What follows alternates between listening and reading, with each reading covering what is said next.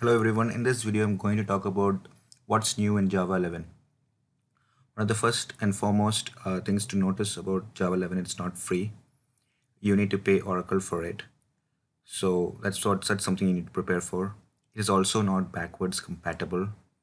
So whatever code that you wrote in Java 8 and you try to compile it in Java 11, that is not going to work. You may need to do some rework to make it compatible to Java 11. The next thing is that the java.xml.bind package, which is used for processing XML, is not part of JDK 11. So you will need to import the jar and rework it. One more thing is Java FX is also not a part of JDK 11.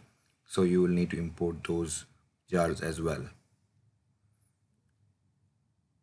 Now let's come on to what's been added. HTTP client is part of JDK 11. So you will not need to import separate jars for this. So these are the highlights for Java 11, folks. Thanks.